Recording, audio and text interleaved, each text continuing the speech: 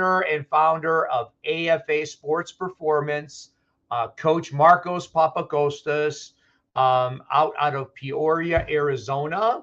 Let me bring him in here. You know, okay, he's so very blessed to have him here. Not only is he my son, but he is a very sought out sports performance coach out here in Arizona. He's pretty much busy from 8 a.m. till pretty much 9 p.m. And I'm sure if he opened up midnight hours and hours at 3 a.m., he'd probably be busy with those hours as well, which says a lot. So, Coach Marcos, welcome to Everything GK today. Hello. Happy to be here. Really excited to talk about the things we talked about. Maybe similar to last time, but definitely a lot of good topics to cover. At least a lot of good information. Yes. Well, I was thinking, I was thinking before we got on here, we can, and it's something I'll talk to you about because I think it is needed, especially for the parents.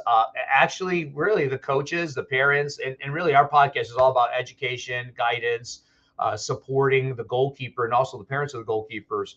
And it's really about education, raw, real, unapologetic, professional, obviously, but we talk about things that I think will educate people. And this topic, when it comes to strength and conditioning and speed and agility and plyometrics, and it's obviously something that's gaining traction more and more. Everybody wants to do it. And it's very similar to the goalkeeper space. We got, and I'm going to say this word because it's the truth. We got a lot of bozos in this space. And what I mean by that, it's, people just putting drills together for the sake of saying, I am training you. And maybe that you can get away with it 30 years ago. And maybe a lot of people just don't know any better. And movement in general is just going to help people, can actually hinder people. We're going to cover that. But we can go to so many different topics and so many questions that 1 hour is not going to cover all of this. But I'm just going to bring up questions that I think will help the parents and maybe the goalkeepers and maybe even the coaches. That's very common to the space of strength and speed. Okay. But before we even talk about that, I want you to tell me, what does AFA stand for? What is that? Yeah, so AFA stands for Applying Functional Anatomy. So it basically came from my love and my passion for anatomy as a whole. So especially in the industry where we talk about fitness training and coaching or anything that has to do with athletes or the body or sports, everything starts with anatomy. And I think that what has gotten us, to grow so much or to impact lives as much as we do is the understanding of starting with anatomy is the root of everything when it comes to, coaching or training or teaching anything. So that's why it's called AFA. So it's applying functional anatomy. So that's basically how we go about training is starting the base with anatomy, and then how do you apply it? Where you come with functional, and then you apply it through the training. So that's AFA, and then we got sports performance. Awesome. That's why you have the competitive advantage because you have the background of that. And one of the competitive advantages I think I offer with goalkeeping development is that I was an athletic trainer. We went through human anatomy, human physiology, more so than a lot of professions. So our brain is wired to understand the physiological effects of what gets applied, what gets contracted, what gets stretched, which nerve stimulates it, how do you activate it, all that stuff. And that gives us a competitive advantages when it comes to developing and making a change for the goalkeeper, right? So tell us your background, your schooling, your certifications, your licensures, what's your background in becoming a sports performance coach? Yeah, so it started with, just working out, training, learning on my own, gym stuff, working out, figuring out what works, what doesn't work, different types of training. You got bodybuilding, you got powerlifting. CrossFit was big at the time. Now we got High Rocks. So different types of training, what it does, what adaptations you get from it. Just doing that by myself until you go to college. Went to college for exercise science or kinesiology. That's where we go over anatomy, physiology, nutrition. Throughout the time there, I get my certificates in personal training, fitness training, fitness coaching, nutrition coaching, all the certificates that you can, get as a trainer, individualized, private trainer. Then I went through school, graduated bachelor's exercise science with a concentration in sports performance. So it's not necessarily minor, but it just means that most of the courses were tailored to performance of athletes, which would mean that starts to include, how to speed program, what do you want from athletes, how to program for different training blocks. So not just necessarily exercise for strength training. That's basically what most people do, or we call it just resistance training. But performance training now includes blocks of training, which we would break up into strength, power, change of direction, agility, speed, conditioning, all that stuff. So have that. Experience wise, personal training I just thought about it a few days ago. I think I've been doing it for a little over 4 years. Athlete specifically, almost 3 years, with all sports, all ages, every position, all the, random sports, tennis, boxing, rowing, every sport that needed some sort of help to get to the next level. I worked with all of it. And then, so bachelor's, you have the CSCS from NSCA, NASM corrective exercise. I have corrective exercise from NASM. So all facets of every aspect that you need for wellness and health and athletes and training. So I got all of it. Awesome. That's great. That's extensive. And again, you're still young, and obviously you're still at the semi-pro, looking to break into the pro as well too. So you practice what you preach, which is awesome. So I want to talk about. All right, so my mind's got like a million questions right now. So I got to calm my mind down because we can talk about many different things here. So let's forget about the aspect of speed. What does quality strength training look like? When you look at somebody getting strength training, how do we know it's quality? Like, what does that look like? Strength training for an athlete, specifically to a goalkeeper. Sure.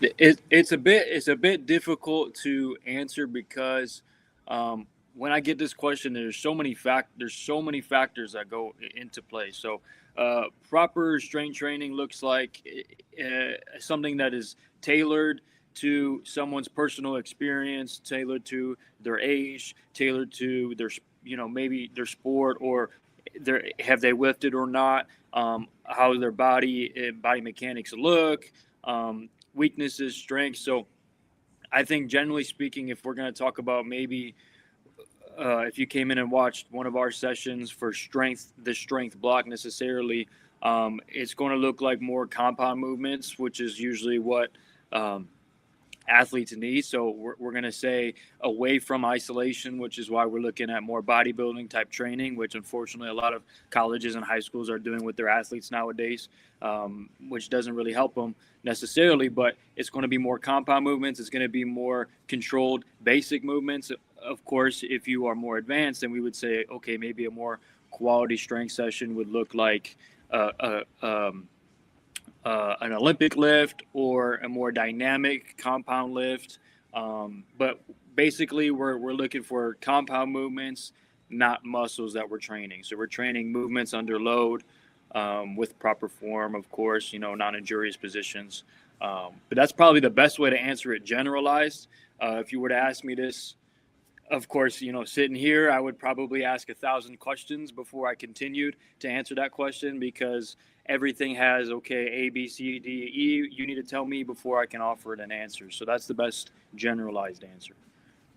Well, basically, you just summarized what a quality, customized, calculated plan, which will be different for different athletes for different positions, which is which again goes back to giving you a competitive advantage in what you do for goalkeepers. Okay, so let's shift into speed. So what does a quality, impactful speed training look like? Because today I see movements like, what track athletes would train, right? And I see the personal training space incorporate that. How do I know what looks like a good speed training program? Like, what does that look like? So when it comes to speed, not many people are detailed when it comes to speed work, and I think a lot of times it's because people see it as just an extra or something that's just kind of, if I'm not a track athlete, then I don't really need my hand in a certain position, or I don't need my knee in a certain position. I just need to get faster, so the details don't matter. But I would say specifically, if we're going to talk about speed training quality, we're breaking it into phases. So we need to work on all three phases. Technically, in a gym, we only work on two because you don't necessarily need the start phase for sprinting for speed work. But we want both top speed, max velocity, and acceleration phases of training, which means your trunk's in two different angles. But we need exercises that train that. Not necessarily just running with resistance or just running with a parachute or running with a weight. Those are great. Those are definitely great. And I'm not saying that those aren't quality work, but that alone is not necessarily going to help. If we can't run properly, then running improperly with resistance is not really going to help. So when we talk about quality speed training, we're breaking speed into phases, and then you want to break down the phases into exercises and being detailed in those exercises. So speed training, we want to break it down into the joint movements, do exercises that make sure those joint movements look proper, have fundamentals properly.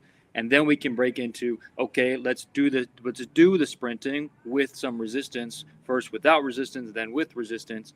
And then to top it off, you cannot speed train when you're tired. You can't speed train when you're tired. You can't speed train when you're fatigued. You can't speed train when you have too much volume, when you don't have enough sleep, when you're not eating enough. You can't speed train. So just like any plyometric that's max effort, you need to be completely fresh when you speed train. Otherwise, you don't get faster. And specifically, I'm talking about sprinting, because sprinting gets you faster, right? But if you're sprinting, but you're not at max capacity, you're not at fully fresh, then you're just running, you're just jogging, you're pushing necessarily aerobic capacity, but that doesn't make you faster. So whenever you speed train, a quality session would look like a good amount of breaks in between.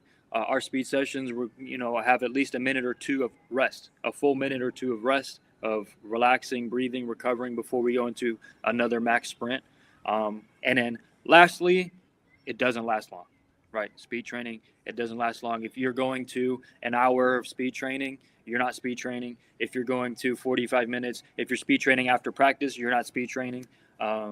So that's basically the general overview. So it's the first thing you do. It's the most freshest thing you do. It only lasts about 20 minutes. And then you're going to break it into joint positions to make sure those are quality detailed before we get into the sprints and do, resistance stuff. Okay. Good explanation. So you mentioned plyometrics. So does that fall into the strength training? Does that fall into speed training? Is it a combination of both? Because we are looking at, some of the jumps that include eccentric loading versus concentric loading. So where does that fall into, and then how important is that to that goalkeeper to incorporate the plyometrics? Yeah, so plyometrics is right in the middle. So is a power block. So we have speed block. That's just another block, strength block, and what denotes which block it is depends on the velocity of the movement, right? Speed, we're looking very high velocity, right, continuous. Strength, very low velocity. If you're moving something very fast, you're not really gaining strength. You end up gaining power, which is right in the middle. So it's a more load. Sprinting is no load, some load for power, and more load for strength. Obviously, plyometrics are very important, very significant. You would spend probably just as much in the power block as you would in a strength block, especially for goalkeepers, when most of your position is going to be having a max effort, either bilateral or unilateral explosive jump or lower body power movement continuously, more than you would another position, field playing, or maybe a different sport. So just as much. So if we're talking speed, like I had mentioned, maybe 20 minutes. The rest of the workout, if we're talking about an hour workout, would be split mostly between power and strength. So that's kind of what we do here. We're basically explaining an average session that we do here, where we start with speed, and then we get into, after that 15, 20 minutes, we get into the power and strength block, which we train together. So it's just as important. I would say not as important as strength training when we're talking about generalized, what blocks are the most important. But when it comes to a session, if we're going to talk about a session, they'll get about the same amount of time of work when you pair strength and power blocks within a session. Okay. So now I have a question from that. So let's just say you have a goalkeeper who, they want to get to the next level, right? They want to do everything they possibly can. They got their team training, their goalkeeping training, right? And, if they were to fit in one session with a performance coach, okay, would you pick strength training or would you pick speed training if I was going to enhance or give any type of competitive advantage to the performance of the goalkeeper? If I had to pick one, which one would it be? So again, with if we're going to put this in context, real life, if someone had came in, we got one session, I would have 100 questions. It would be, what are you doing right now? What do you plan to do? What are you going to be able to do? Do you have access to a gym you can do the exercise at home? Do you have access to a field that you could do speed training at home? When it comes to that, it's going to be, okay, what will this hour do for you specifically? How can we use this hour the best way? If we're just going to talk about generalized blocks, I would say, at least in the culture today of so much volume of practice training, I'm going to say probably strength training, because that's the least touched on. You might possibly get, a snippet of speed training in your soccer practice or whatever it is, where you do maybe a sprint or two. But very rarely will you have access to an actual gym with proper weights, with dumbbells, with barbells, okay, which is just another word for strength training. Is injury prevention training. It's the same thing.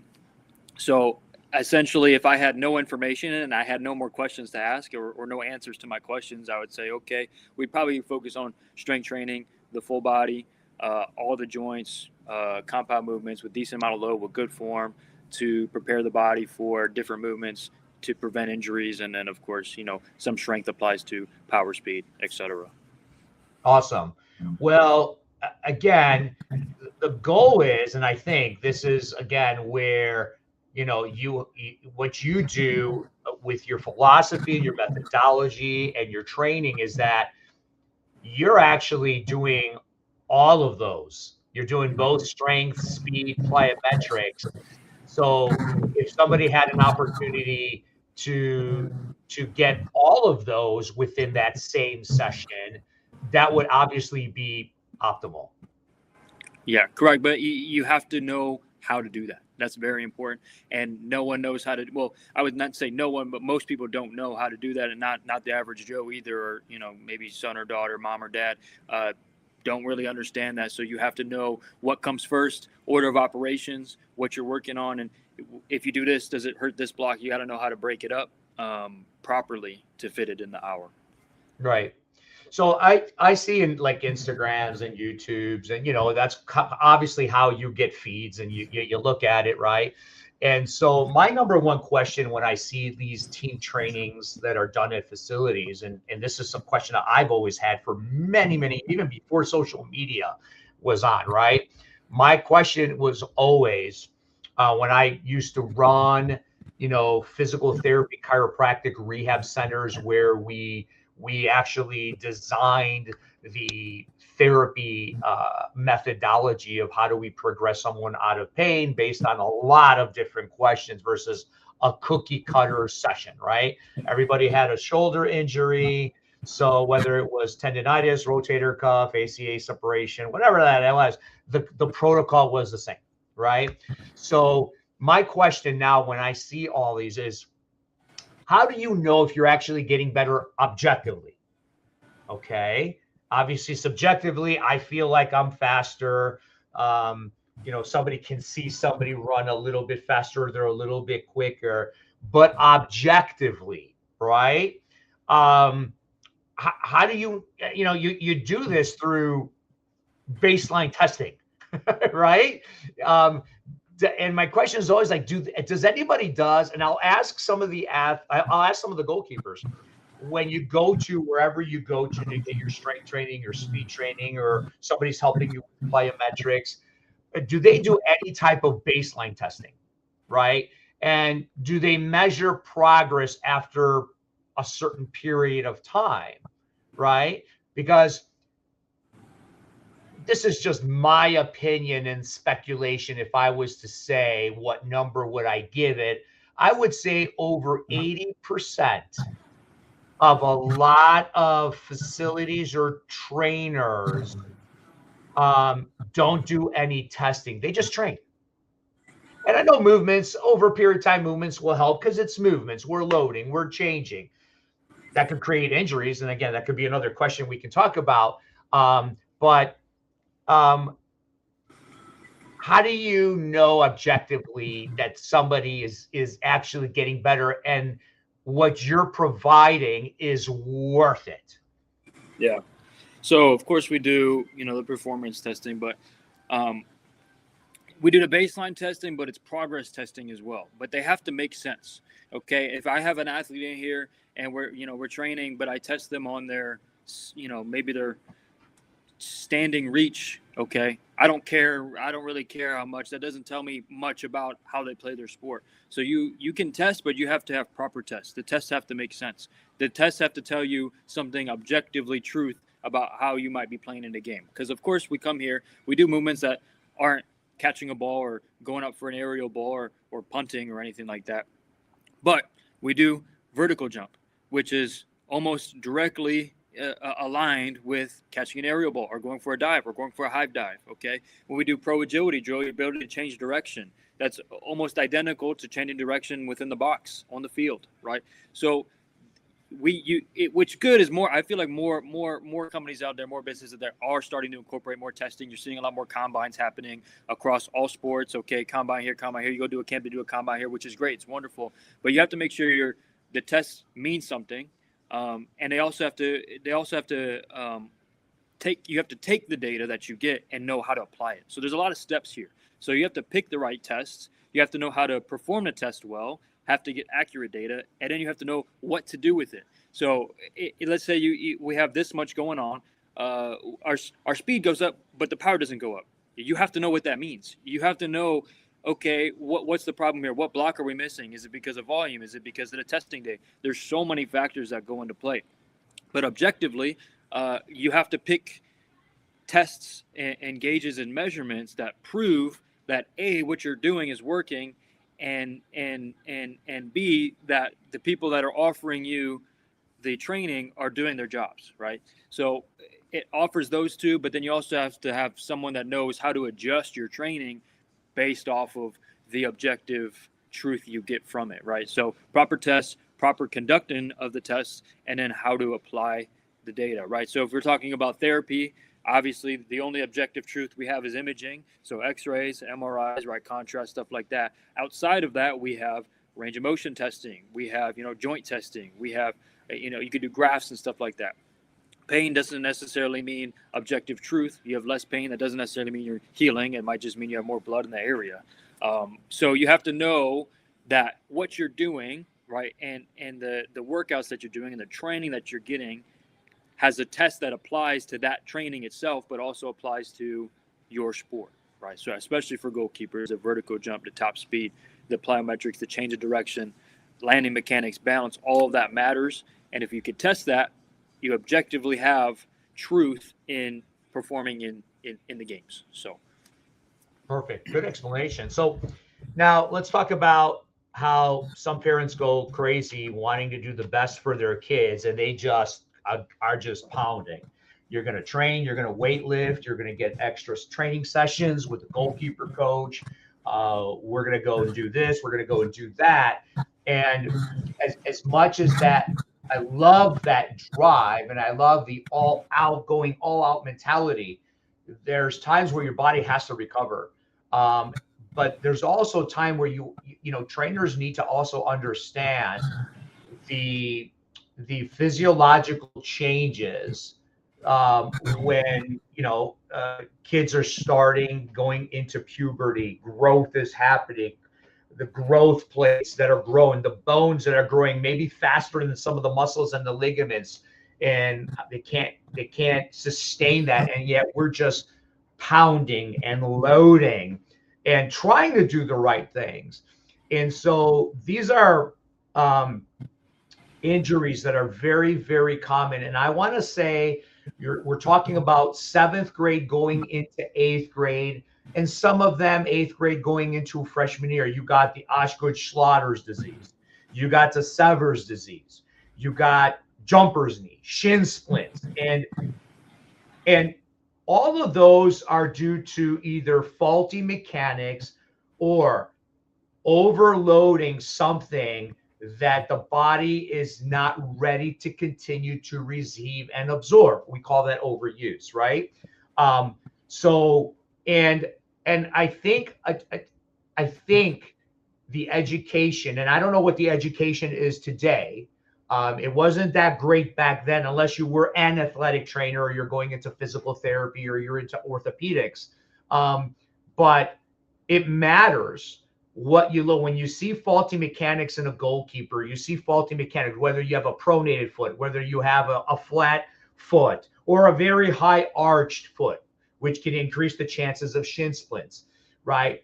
When we train and we do those extras that we want to have the competitive advantage, sometimes those extras will create and contribute to these on-site type of scenarios, Sever's disease, Osgood-Schlatter's. So I think coaches and trainers sometimes, not purposely, it's just that they're just not educated on those, right? They drive these kids to exhaustion, right? Thinking they're doing something good for the kids, when in fact they're contributing to these overuse. So talk to us a little bit about that as a performance coach, especially those that are 13 years old. That usually, and I'm kind of seeing this at a younger age, which I don't like to see. And I think it's because we're pushing them too much, or we don't understand how to push them, right? Because you don't understand the physiological changes of a 12-year-old, which is different than a 16-year-old, which is definitely different than a 7-year-old, right? So tell us a little bit about that. So it all starts with the foundation. So when you go to someone that's offering you performance or speed or strength or whatever it is, they have to know where to start, where the foundation is, what that looks like. You can't just go right into a super heavy compound lift with all these complex movements and different thoughts if you can't get your feet in the right position, or if you don't even have enough hip mobility to even get into that exercise or into that position. So you have to go with someone that knows where to start, right? So you have to build a foundation. A lot of times here, it's a lack of posterior chain. So that's the most that I see here. So as soon as you come in to train with us, at least we attack the posterior chain, but with the most regressed load, with proper form. We never jump. It don't matter if you're 6'4" or if you're 5'2", 5'3", or everyone has to get the base first. It don't matter if you come into me. If I hadn't seen you before this moment, I need to make sure that everything is good from the bottom up. So we start with the basics. If it's beautiful, good, we adjust quickly. If not, then we adjust very slowly, right, and progress properly. So you had mentioned, also volume too. Lots of volume, a lot of practicing, a lot of overuse things, and a lot of times that does come from in improper development and mostly strength training. So your body is trying to grow, but it's not able to adapt quick enough to 5 times a week practice with games on the weekends, plus another skill training, plus another this training. And the number one thing to combat that is strength training, because it introduces your body to a more quicker adaptation to the growth, so that it doesn't have those overuse injuries. So you have the jumper's knee and the Osgood-Schlatter's is the most common thing. It's 1 in 5 now because of the amount of volume that the kids are taking. It's not that we're having all of a sudden more knee pain. It's just we have the same humans with the same biology. It's just we're introducing a whole lot more volume to youth athletes than we used to, and their bodies are just they're not adapting quick enough because they can't. So that makes strength training even more important. That makes performance training even more important. But the problem is if you end up seeking out that strength training and you end up working with someone that doesn't know where to start, how to start a foundation, what to look for, you might end up getting injured, right? Which is kind of like that tough situation that parents say, okay, I need to get training in, right? I want to prevent these injuries, but if I go somewhere, I don't know, what to tell, how to tell if he knows what he's doing, right? If we're a lot of the times the best way is, okay, are we doing something super complex, and this is the first time my kid is getting into weight training or speed training? Are we going right into weighted sprints with parachutes and stuff, even if I haven't sprinted yet? Am I doing hang cleans or power cleans or overhead presses when my kid has never touched a bar before or lifted a dumbbell? That's a pretty good sign that, okay, this is probably not the proper training, and you might end up making those injuries worse or just not getting improper patterns, functions, stuff like that. Awesome. Cool. So we talk about injuries and injury prevention. And, I think, again, a coach, a goalkeeper coach, again, sometimes the way my mind works when I explain things is why I make certain changes with a goalkeeper in a training session. Not only am I looking for the repetitions, I'm looking to enhance their performance. I'm looking to expand their goalkeeping range with covering of space, reading the game, scanning, positioning, technical abilities, how they respond, how do they react, what's the time, all that stuff that happens in an experienced goalkeeper coach's head with their training. We're also looking at preventing an injury based on how much do we load, how often do we do it. And that's where I think strength training comes in helping someone who's knowledgeable and not just starts putting weights on. Hey, let's just get you stronger, right? We're just going to do 10 more. We'll just amp the sets up next week, and we'll just keep doing that. And it's not calculated. And I think a lot of people who are trying to do good sometimes is doing the opposite. And so I think it's important that, again, that's why the truth of getting a measurement of baseline testing can give you a lot of truth about that goalkeeper. Where are they at? If you're asking to load something from a flexible position going into a contracted position, does that goalkeeper even have the flexibility? We see a lot of tight hamstrings, right? Which means the hamstring on its own can't go past 90 degrees when you test it. And that's a problem. That's an injury waiting to happen. And now we're asking it to load. We're asking it to contract, not in a concentric way, but also in an eccentric way. And that's when we see a lot of hamstring pulls. And it's interesting because you actually see this in preseason in football. And you'll see this with a lot of sports. Well, wait a minute. When I see 3 or 4 athletes in a pro team in preseason have the same injury, I have to question the loading, the prep, and the injury prevention in that program, right? And we're talking about they're hiring the best of the best, supposedly, right? And why do we keep seeing these injuries, and why is it constant? Did we prepare them correctly? And in a goalkeeper, all it takes is one punt, boom, that quadricep pulls. All it takes is one change of direction, boom, that hamstring pulls. All it takes is for you to land incorrectly because we have either a flat foot or a high arch, and we didn't have a great stability proprioceptive work. So when they land, it may buckle, and when it buckles, boom, a ligament tears, right? And some of these things are actually preventable. They're very preventable, especially with goalkeepers.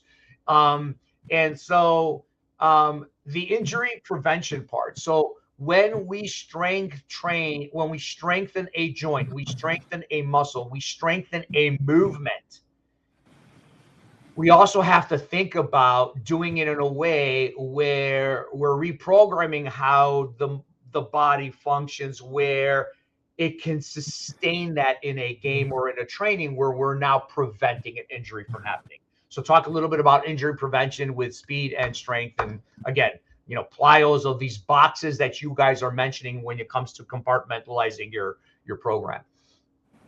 Yeah. So when an injury occurs, the most basic understanding of an injury is your joint gets put into a position that it's not prepared for, it's not used to, it's not under load with, and so something happens. A tear happens, a strain happens, dislocation happens. The body is not used to it, or it's not used to the load of it. Okay, so why is strength training injury prevention? Is because it loads your muscles throughout mostly its full range of motion. So any motion that you might come across in a game, your body is already loaded, has already been loaded continuously under that position. So it's not going to get hurt, or at least the likelihood is going to get very low that it's going to get injured, because your body's like, I've done this a while.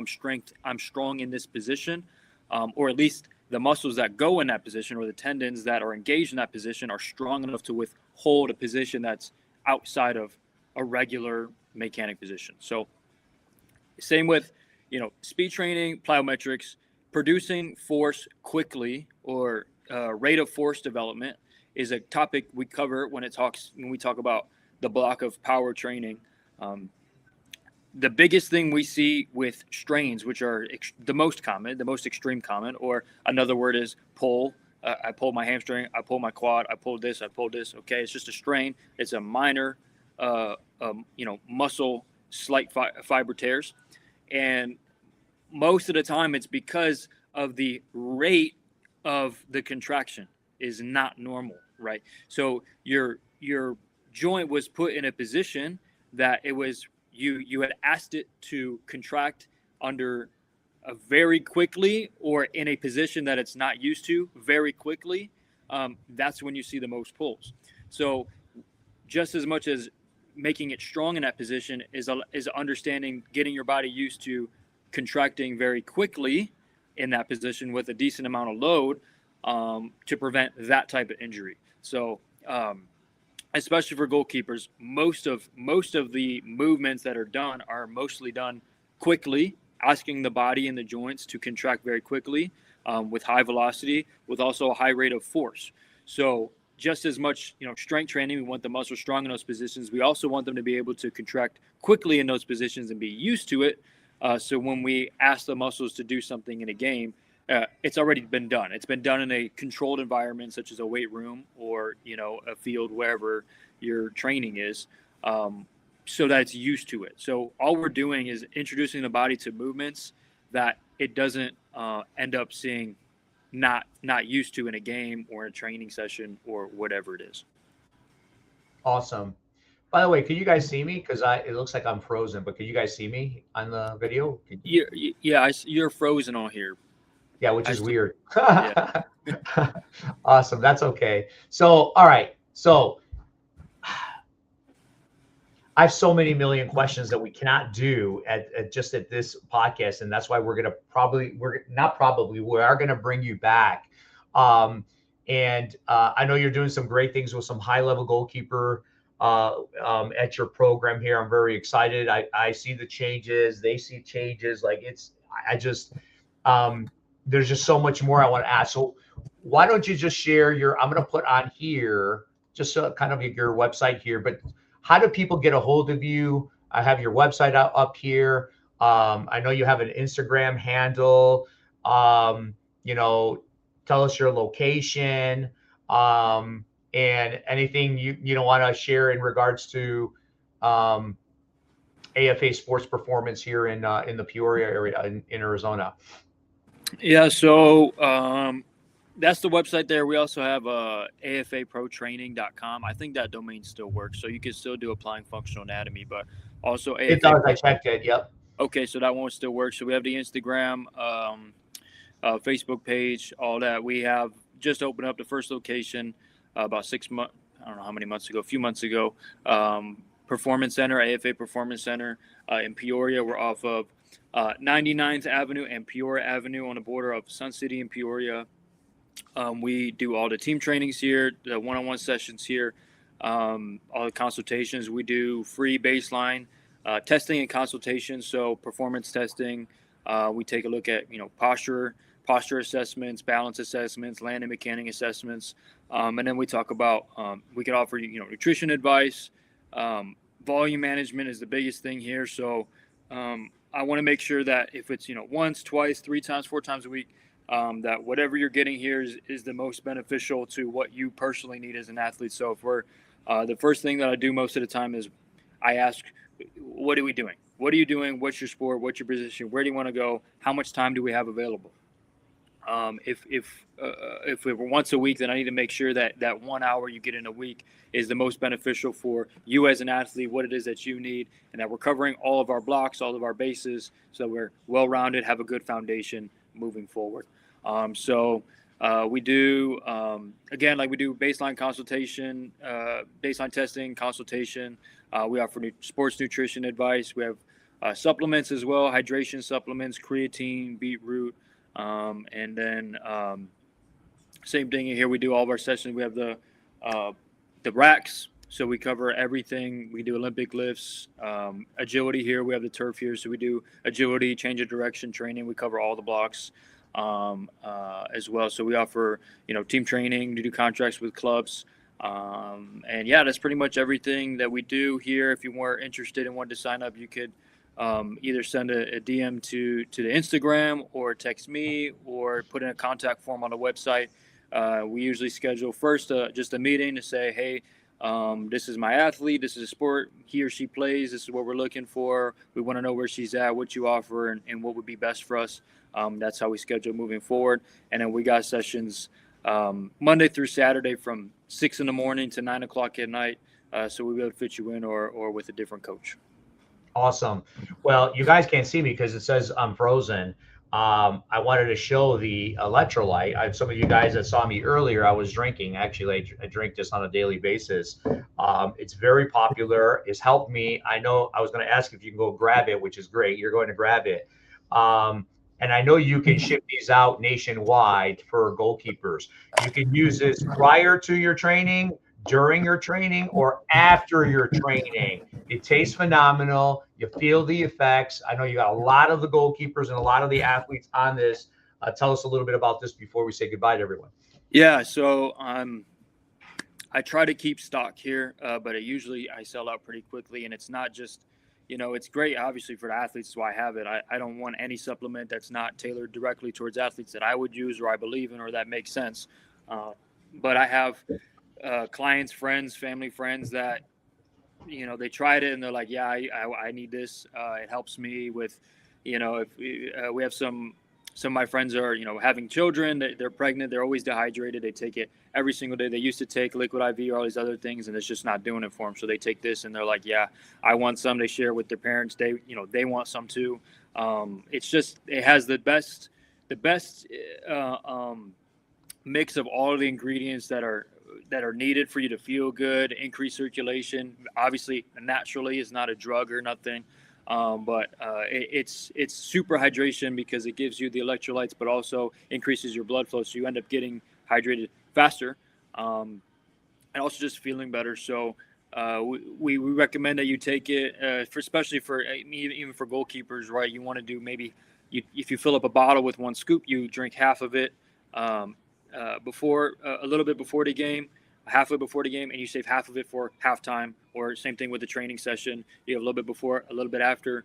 It's hydration, so it's you can take it before, after, especially during off days too, just to stay hydrated and keep your circulation going. Helps with recovery, helps with everything. So we're usually sold out of this. I'm almost sold out here, but you don't have to buy from me. You can order them online and they'll ship to you. So yeah, and I guess what I was going to ask is that they can go on your website, they can place that order. Yeah. So on the website, I think on the website there's a supplements tab, and you can click. It'll take you to the manufacturer page, our manufacturer, and you'll be able to just add quantity, put in your address, and it'll go right to you, so you won't need to pick it up here. Awesome. Well, Awesome. This was a great segment for those of you guys. And I know some of people are going to watch, a lot of people are going to watch the replay. So please share this with people that you know want that competitive advantage. They're getting into strength and conditioning. I say strength and conditioning. That's just a common term. It was back then, but strength, performance, plyo, speed training. The importance of it. I think we learned the importance of it, but also understanding the importance of finding somebody who has a complete understanding and not just a certification and just drilling kids with just drills, right? And so I think that's what gives you the competitive advantage with the athletes that working with you. I know that's what gives our goalkeepers the competitive advantage with Olympic GK Academy. And so thank you for coming on here. I know we were rushed. As much as this went to like what 45 minutes or 50 minutes, it's like nothing compared to the info that can be shared. But it's enough for people to again make better decisions, ask the right questions, watch this again, and also watch the other episode we did about 7 to 8 months ago. I think it was a very powerful one, just like this one is, in my opinion. But please share this with people that you think may be open to it, maybe some coaches, goalkeepers, parents of goalkeepers. That's what we hear. That's what Everything GK was designed to do. So I want to thank everybody for joining us. Now, I do have another special guest next month, and that's going to be April 8th. On April 8th, we're going to have the famous Chris Sharpie from the Colorado Rapids, our goalkeeper coach from the Colorado Rapids, always a favorite on here. That will be on April 8th. We'll be sending that out as well. This is recorded and is going to be posted on, of course, it'll be on our YouTube channel, but on our website, olympicgkacademy.com. If you click on Everything GK podcast, you're going to see all of our webcast podcasts that we've done since we started, all on there. And this will be on there probably a little bit later on today. So, Coach Marcos, thank you for being our special guest here today. You did a fantastic job. Proud of you. And I just know what you're going to be doing here in Arizona and maybe in other places. Who knows? I don't know what your vision is, but definitely lucky whoever works with you or your organization definitely will have the competitive advantage in what I see out there in this space. So thank you once again. Everybody, thank you for joining us. Thank you for tuning in on Everything GK.